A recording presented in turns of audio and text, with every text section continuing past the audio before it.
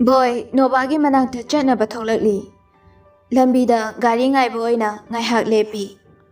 Boy gi tungda nupa ama leptuna leiri. Nupa dunadi ure. Boy, gari lakpra haina haifet yengi. Manadi ude. Nupa adu leiribadu. Nupa aduna boy gi manakta changsinduna atapa khonjelda. Boy natro. Boy, maidu laisilai. Yam ngakna amuk hairei. Mane kana. Boy, nupa aduda muna yengi. Aduga. Da sakhen natro. Sakhen nukfet tauraga. Mane. Sakhen, boy gi nakanda haifet yeng lai. Amadudi yaratro. Boy, hangliba wahang khangladuna. Madi magyana bhaurakdana hospital da laye. Sakhen pakhatna.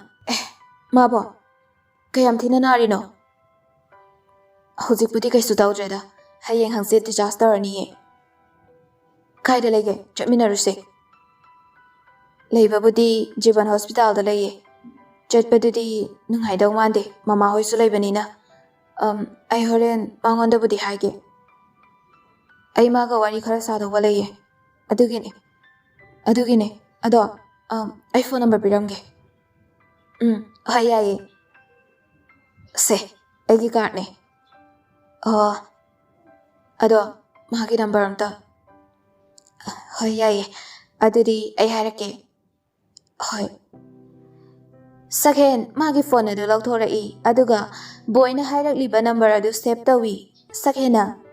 Thank you. Welcome. Tanja adu da gari sulakle. Boy na. Adudi ai chalage. Horen phone taurake. Khara habiyu ko. Hoy. Boy gari adu tongduna chakre. Sakhen yam harangna lehawi. Se, simagi card ni. Nova card adu lawi. Boy na. Is, simayam se alina lere iro. Mana. Ado, mana di atake ke hairake. Hairapa singdune aina nangonda hai mayam do. Magi mawang matawda nangbu nungshibadi male. Aibu kamain tawdoino. Aina haidra ani pamuno na. As, kaino ain tawdoisiba. Yare, aduda khatla laidoina te yam pharabani yare ido. Kaino nang haidubo. Ho, isu khange. Ado, mana pamni do kaino khangba yaina. Nangi phongdo taba nungshibado hai hauro. Kaino. As, manu pichelu rabani. Mahabo. Hoy, nupido imana bini. Aiga close oibadi nate. Sum khangnaba. Phare. Aisu aigi thamoi ki wase mafamda khanganing mane. Adune haise masana hairi ngai sida nangsu hai horo kanane khangni mathang mapo haiba ma leiramladi. Adudi ai maga unarage yum hek yobaga. Aduna fani. Numitu sumna hokre Nova naba faraduna yumda leire. Numida dugi nungdangi matamni jak ising jaba loiraba matungda Ali Novada call daurei. Nova call adu paikhali. Aduga Novana. Da. Alina. How? Thoi. Hayeng goi bachalu se yabra. Da. Hayeng nataba holiday laibada chase. Hoi. Adudi holiday da chalase. Ado nang kedoramino. Chabagi konfeng lu bane. Loire. Ado kainsang saraba. Chamthong thonge da hoigidi. Akhoi su cham haneda. Ado nang hidak chabado matam naina chawko. Chai. Dada kok tu di khar faraba. Phare. Nang na hidak debi baine. Yes. Ado hayeng school chatoi natro. Chatoi ne. Thoi nang di la anu ko yamda potha ko ba. Ai school da lakninge. Phare ga phajana la o haiba. As. Nasa sokna batawgado narido faraga la o haiba. Hoi. Aduni dana maramok ba haise. Asi haiduna Nova no I. Tanja aduda call ama lai. Nova call adu yengi. Save tawdaba number ni. Unknown number. Nova na. Dada amta thamgige. Asi haiduna Ali call adu kakthali. Ali wa haiba nanghaude. Hema. Thamkrama ne. Asi haiduna Ali call adu thami. Nova lakliba call adu paikhatli. Aduga. Hello. Sakhen Nova gi khonjal aduda masadu karino khangdaba ihola ma hena faurai. Tapna fathazai. Nova na. Hello. Kana. Sakhena. Aine. Sakhene. Kai lerege. Number se boy dagi lawbane. Aigi ka chupi khibane. Ado kai haige haibano. Ai nangonda wa khara haigadaba leye. Amda unase numida ma haibiyo. Phone da dum haibiyo. Phone da haibadi nuaitri. Adugine. Please. Numida amda ngarasu haibiyo. Hoi. Hayeng unarase. Sakhen yam harauna. Hoi. Adudi mafamda message sa harage. Nova na. Hoi. Nova call adu sat kakthali. Nova na. Kaino. Aina tawshiba. Aibu. As. Somda sakhen haraubana nungaibana pungthan thankre. Nova sakhen gi call adu thamduna wakhal kaya khali. Sakhen di haifam khangdana nungaikhre. Nova na hayeng unasi hairakpaduda. Nova na wari pumba boyda lerami. Boy na. Farene. Ada una thokluro. Aduga mana kai hairakpano haibada yengase. Ado nang ali di khangkibro. Nova na. Khangkide. Mana khangkradi aidi mana lana dum lawkhrani. Aduni ne. Ado manupi chelurabani na kaisu tawroida ko.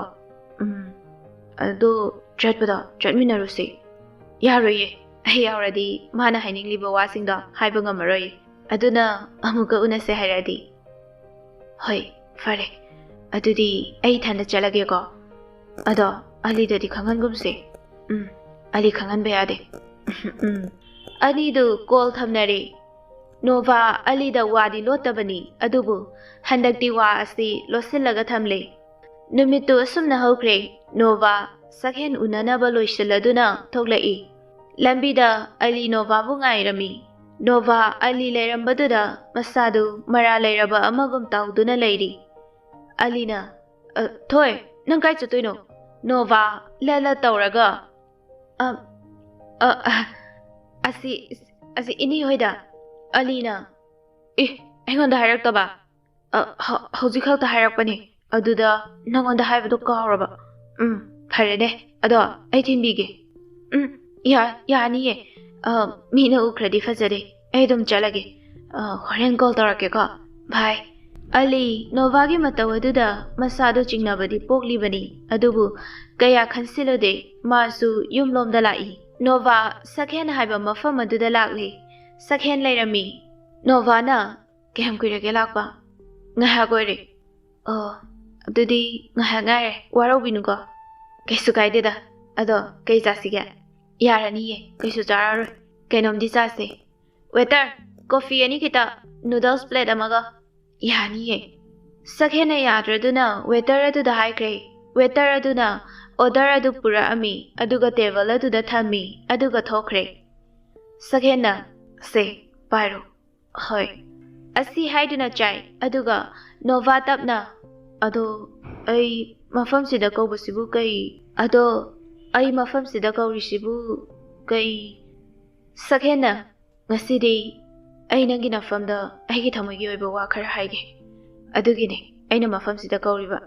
Thamoigi oiba wa aigi sune. Nang aibu thamoi pandabani khalamgani. Confirm su thoi. Ai nangi ingito ai khangdaba nate. Adubu aina usinadaba khangsinadaba maramdi. Aina matik charaba kanda haige haina.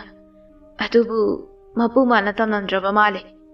Aigi ahalamana haina singnakre. Jensu jelure. Matam aduda nang aingonda wahi amatang orabasu habiramlabadi. Ngasi urise oiramloidabane. Adubu laibakni. Ai khangi. Nang nupi jele haba. Ai nang budi nushike. Ngasi sumayeng dadri. Adubu ai kaya khanjiludabane. Robert na aingonda nangi wari pumba tamlakpane. Aibu ngasi su nungsibiramle. Ai nang na tawba khudingmak ai loina khangi.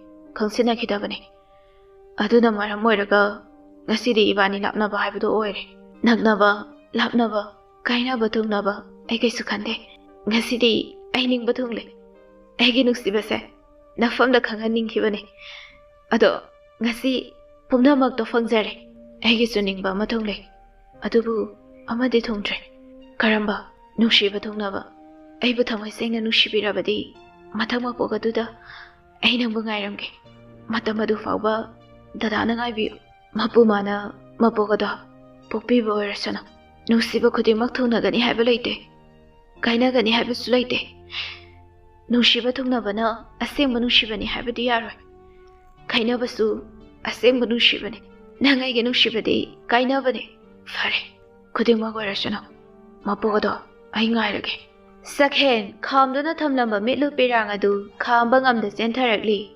ꯍꯥꯏꯔꯛꯏ ꯑꯃꯨꯛ ꯄꯦꯟꯗꯕꯒꯤ ꯁꯛꯐꯝꯗ ꯑꯩ ꯂꯨꯍꯣꯡꯅꯕ ꯃꯇꯝ ꯂꯦꯞꯂꯦ Nova ꯇꯥꯔꯛꯂꯒꯗꯕ ꯃꯤꯠꯂꯨ ꯄꯤꯔꯥꯡ ꯑꯗꯨ ꯐꯥꯖꯤꯜꯂꯒ ꯅꯣꯛꯃꯤ ꯇꯧꯗꯨꯅ ꯌꯥꯝ ꯐꯩꯌꯦ ꯗꯥꯒꯤ ꯅꯨꯄꯤꯗꯣ ꯂꯥꯏꯕꯛ ꯌꯥꯝꯅ ꯐꯩ ꯗꯗꯥꯕꯨ ꯃꯥꯒꯤ ꯑꯣꯏꯅ ꯐꯪꯖꯕ ꯑꯗꯣ ꯋꯥ ꯑꯃꯇ ꯍꯥꯏꯒꯦ ꯀꯔꯤ ꯑꯃꯨꯛ ꯋꯥꯠꯂꯤꯒꯦ ꯍꯥꯏꯒꯗꯕ ꯑꯩ ꯂꯨꯍꯣꯡꯗ꯭ꯔꯤꯉꯩꯗ ꯑꯝꯇ ꯎꯅꯈꯤꯁꯦ ꯍꯥꯏꯒꯗꯕꯗꯣ ꯉꯁꯤ ꯑꯗꯨꯝ ꯍꯥꯏꯔꯣ ꯃꯊꯪ ꯑꯃꯨꯛ ꯍꯥꯏꯔꯅꯨ ꯑꯩꯅ ꯍꯥꯏꯔꯤꯁꯦ ꯅꯪꯅ ꯌꯥꯕꯤꯌꯨ ꯅꯠꯇ꯭ꯔꯕꯗꯤ ꯑꯩ ꯂꯨꯍꯣꯡꯕ ꯉꯝꯂꯣꯏ ꯅꯣꯚꯥ ꯁꯛꯍꯦꯟꯗ ꯌꯦꯡꯂꯛꯏ ꯑꯗꯨꯒ ꯑꯩ ꯌꯥꯔꯒꯦ ꯀꯩ ꯅꯨꯃꯤꯠꯇꯅꯣ ꯑꯩꯒꯤ ꯂꯨꯍꯣꯡꯕ ꯗꯦꯠ 15ꯗꯅꯤ ꯗꯦꯠ 13ꯗ ꯎꯅꯁꯦ ꯃꯐꯝꯁꯤꯗ ꯐꯔꯦ ꯑꯩ ꯌꯥꯔꯒꯦ ꯅꯣꯚꯥ ꯅꯤꯡꯉꯝꯗꯕ ꯑꯃꯒ ꯋꯥꯔꯧꯅ ꯄꯤꯔꯣꯏꯅꯅ ꯌꯦꯡꯂꯝꯂꯒ ꯍꯟꯅ ꯌꯦꯡꯂꯝꯗ ꯆꯠꯈꯤ ꯈꯥꯝꯗꯨꯅ ꯊꯝꯂꯝꯕ ꯄꯤꯔꯥꯡ ꯃꯍꯥꯛꯁꯨ ꯑꯗꯨꯃꯛ ꯃꯅꯤꯡꯇꯝꯅ ꯁꯤꯟꯊꯍꯜꯂꯤ ꯈꯥꯝꯂꯔꯣꯏ ꯍꯥꯏꯗꯨꯅ ꯁꯤꯟꯊꯍꯜꯂꯤꯕꯔꯥ ꯇꯩꯊꯣꯛꯂꯨꯕꯁꯨ ꯇꯧꯗ ꯑꯃꯨꯛꯁꯨ ꯁꯤꯟꯊꯍꯜꯂꯤ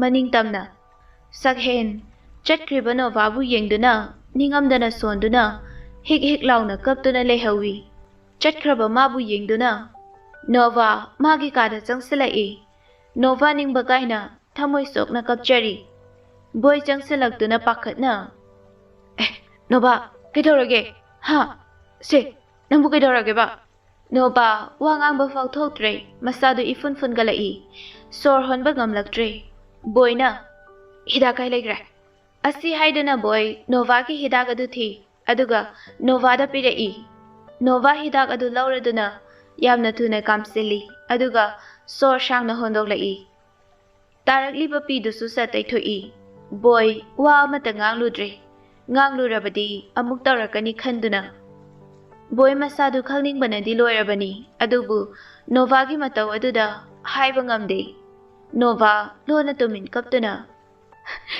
ꯅꯨꯡꯁꯤꯔꯨꯕꯅ ꯑꯩꯅ ꯃꯥꯕꯨ ꯑꯆꯕꯅꯦ ꯀꯞꯆꯕꯅꯦ ꯀꯅꯥ ꯈꯪꯍꯟꯗ ꯂꯣꯟꯅ ꯆꯦꯛꯅ ꯇꯨꯃꯤꯟꯅ ꯏꯇꯣꯝꯅꯇ ꯑꯋꯥꯕ ꯀꯌꯥꯁꯦ ꯐꯪꯅꯕ ꯑꯩꯅ ꯇꯧꯖꯔꯨꯕꯅꯦ ꯑꯩ ꯀꯅꯥꯗꯁꯨ ꯋꯥꯔꯧꯗꯦ ꯃꯥꯅꯦ ꯑꯩ ꯃꯥꯕꯨ ꯅꯨꯡꯁꯤꯕ ꯍꯦꯟꯃꯟꯈꯤꯕꯅ ꯑꯩꯅ ꯇꯧꯈꯤꯕꯅꯦ ꯑꯩꯗꯤ ꯏꯀꯥꯏ ꯈꯪꯗꯕꯤꯅꯦ ꯂꯝꯍꯦꯟꯕ ꯑꯩꯒꯤ ꯊꯃꯣꯏꯁꯤꯁꯨ ꯅꯨꯡꯁꯤꯔꯨꯅꯨ ꯌꯥꯗꯦ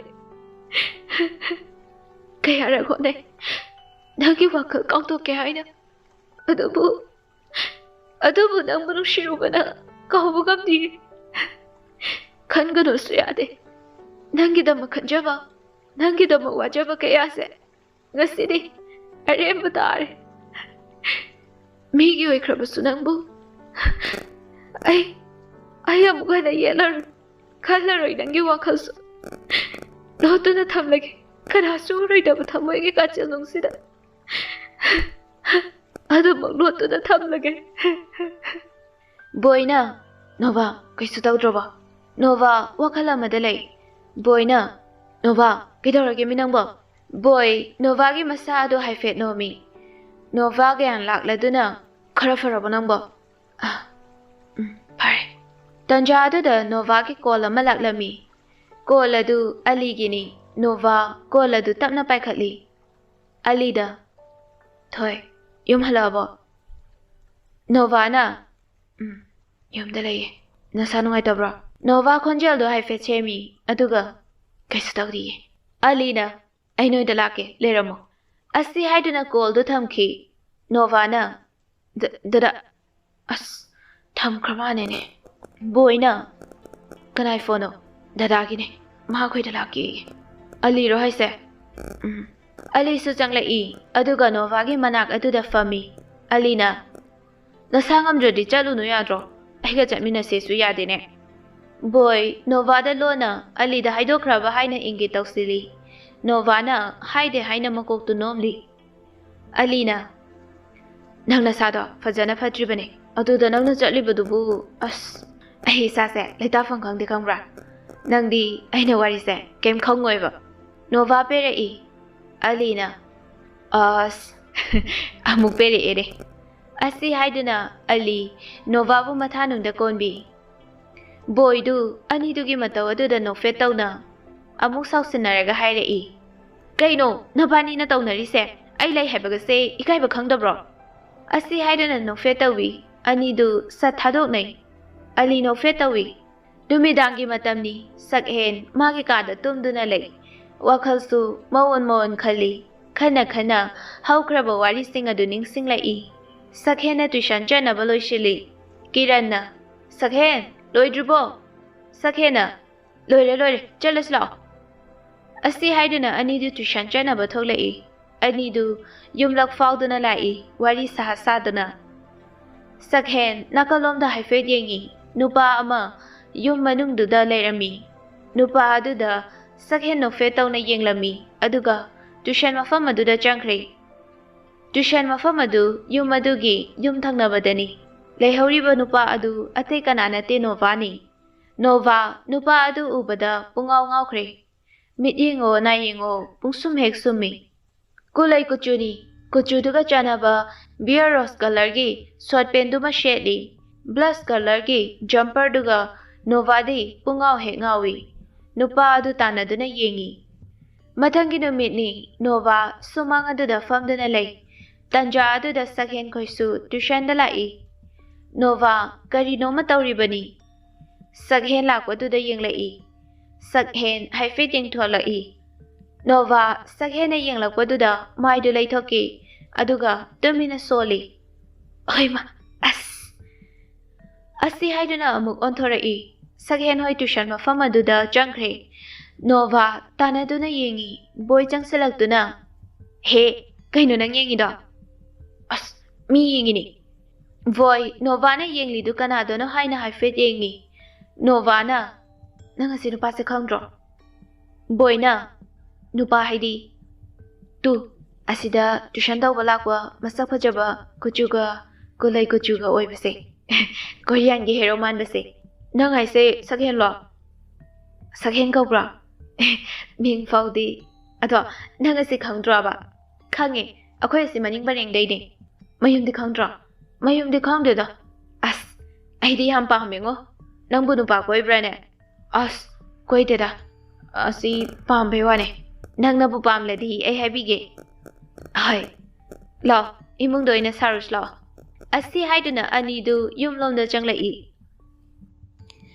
ꯅꯨꯃꯤꯠ ꯈꯨꯗꯤꯡꯒꯤ ꯅꯣꯚꯥ ꯁꯛꯍꯦꯟꯅ ꯇ꯭ꯌꯨꯁꯟ ꯂꯥꯛꯄ ꯃꯇꯝꯗ ꯂꯣꯟꯅ ꯌꯦꯡꯉꯤ꯫ ꯁꯛꯍꯦꯟꯁꯨ ꯅꯣꯚꯥꯅ ꯌꯦꯡꯉꯤ ꯍꯥꯏꯕ ꯈꯪꯂꯤꯕꯅꯤ ꯑꯗꯨꯕꯨ ꯀꯌꯥ ꯌꯦꯡꯂꯨꯗꯦ꯫ ꯅꯣꯚꯥ ꯁꯛꯍꯦꯟꯕꯨ ꯑꯄꯥꯝꯕꯅ ꯊꯃꯣꯏ ꯌꯧꯈꯤꯗꯨꯅ ꯁꯛꯍꯦꯟꯕꯨ ꯅꯨꯡꯁꯤꯔꯛꯂꯦ꯫ ꯁꯛꯍꯦꯟꯒꯤ ꯂꯝꯕꯤ ꯈꯨꯗꯤꯡꯗ ꯅꯣꯚꯥꯅ ꯇꯥꯟꯅꯗꯨꯅ ꯌꯦꯡꯖꯩ ꯃꯥꯇꯒꯤ ꯁꯛꯇꯝꯕꯨ ꯌꯦꯡꯖꯩ꯫ ꯅꯣꯡꯃꯒꯤ ꯅꯨꯃꯤꯠꯅꯤ꯫ ꯅꯣꯚꯥ ꯏꯃꯨꯡꯗꯨꯗ ꯗ꯭ꯔꯣꯌꯤꯡ ꯌꯦꯛꯂꯒ ꯂꯩ꯫ ꯅꯣꯚꯥ ꯐꯛꯂꯥꯡꯗ ꯊꯦꯠꯂꯤꯕ ꯋꯥꯆ ꯑꯗꯨ ꯌꯦꯡꯉꯤ ꯑꯗꯨꯒ ꯃꯆꯤꯟꯗ ꯇꯞꯅ ꯁꯣꯜꯂꯤ꯫ "ꯑꯁ ꯄꯨꯡꯗꯤ ꯇꯥꯔꯦ ꯂꯥꯛꯇ꯭ꯔꯤꯖꯥꯠꯂꯣ?" ꯅꯣꯚꯥ ꯑꯁꯤ ꯍꯥꯏꯗꯨꯅ ꯊꯣꯡꯖꯤꯜꯗꯒꯤ ꯆꯦꯞꯊꯗꯨꯅ ꯁꯛꯍꯦꯟ ꯂꯥꯛꯄ꯭ꯔꯥ ꯍꯥꯏꯗꯨꯅ ꯌꯦꯡꯉꯤ꯫ "ꯂꯥꯛꯑꯦ ꯑꯁ!"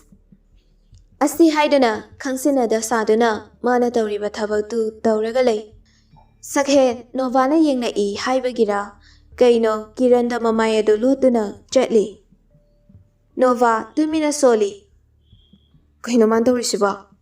ꯑꯩꯅ ꯌꯦꯡꯉꯤ ꯍꯥꯏꯕꯩ ꯑꯣꯏꯔꯤ ꯃꯥꯜꯂꯦ." "ꯈꯪꯅꯤꯗꯅ ꯑꯗꯨꯗꯤ ꯍꯣꯔꯦꯟ ꯑꯩꯅ ꯀꯩꯗꯧꯒꯦ ꯌꯦꯡꯉꯣ." ꯁꯛꯍꯦꯟ ꯅꯣꯛꯐꯦꯠ ꯇꯧꯅ ꯂꯨꯝꯂꯒ ꯑꯗꯨꯃꯛ ꯆꯠꯂꯤ꯫ ꯀꯤꯔꯟ ꯅꯣꯛꯐꯦꯠ ꯇꯧꯏ꯫ ꯇ꯭ꯌꯨꯁꯟ ꯂꯣꯏꯔꯗꯨꯅ ꯀꯤꯔꯟꯒ ꯁꯛꯍꯦꯟꯒꯗꯨ ꯊꯣꯛꯂꯛꯏ꯫ ꯅꯣꯚꯥ ꯃꯄꯥꯟꯗ ꯂꯩꯔꯝꯃꯤ꯫ ꯁꯛꯍꯦꯟ ꯅꯣꯛꯐꯦꯠ ꯇꯧꯅ ꯅꯣꯚꯥꯗ ꯌꯦꯡꯂꯝꯃꯤ꯫ ꯅꯣꯚꯥ ꯃꯥꯅ ꯌꯦꯡꯂꯛꯄꯗꯨꯗ ꯃꯥꯁꯨ ꯅꯨꯡꯁꯤꯅ ꯌꯦꯡꯉꯤ꯫ ꯀꯤꯔꯟꯅ "ꯑꯣꯏ!"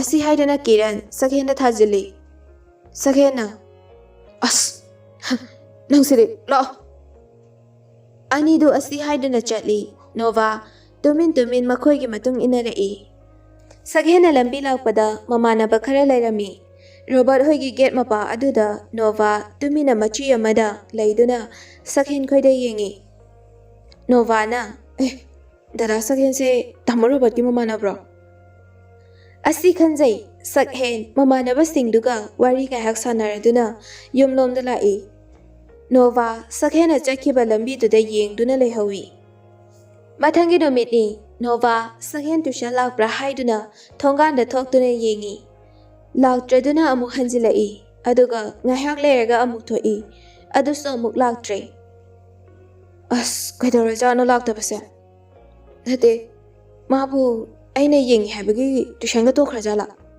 Nova Sakhen laktrabaduda yumda oina changlai Voi Nova gi manakta lai Nova sukto aga leibadu ure Kaino muktoriduna sukto aga leiriduba Tusha laktre adugini adugi oire nang sida sukto aga leirise Hoi Is yam pakte ko akhoida leirish lao Pa oye nangdi Is la lakta lao Asi haiduna boina Nova bu chingduna pukre Ngai hak leiraga Nova ga boiga du thunga lomda thoklai Nova na la tu Sakhen khoidi tuition lakli du ure boina hoine hojik daga la ine khangni na ngasidi cha doi khayenge tawnu ko as ai tawge yenguse Nova asi haiduna leplaga lei sumanga duda Sakhen khoi Nova gi manak yaurakli Nova tu Sakhena yenglakpaduda yengdoingai ngairibani Sakhen Nova na leiribadu uraduna haife yengai Nova Sakhena yenglakpaduda masu jadoi khai hekta yengsili Sakhen hetta no fektawi aduga tuition mafamda changkhre Nova na tas kamdawi as magi no fektawa mai thongdo Nova masa matonda mamai ga tu khumlaga pungau da ngawi Boina Asidani ne nupi ngai na ngawrise Nova na as aidi am ngawre da Yare horen tuition suti thabada mung ngawro Boina Nova du jingsinduna pusilai imungda Numit khudingi Nova na Sakhen tuition lakpa khudingi adum yengjerami Sakhen Nova na yengi khanduna masu amumu yengi Asidani Nova na hena chakliba No magi numit adusu Sakhen tuition du khara thenglai Nova adum lerami Sakhen no fetawi wadi amata ngangde Nova su no fetawi aduga imungda changsinkhiduna haifet chepthaduna yengi Nova su yengthorei anidu mapa hek chane Nova na asi haiduna mukjin singkhre Sakhen na asi haiduna makuk tu haifet nali Kirana Yare lao masidi ba Ani du tuition mafamda lakli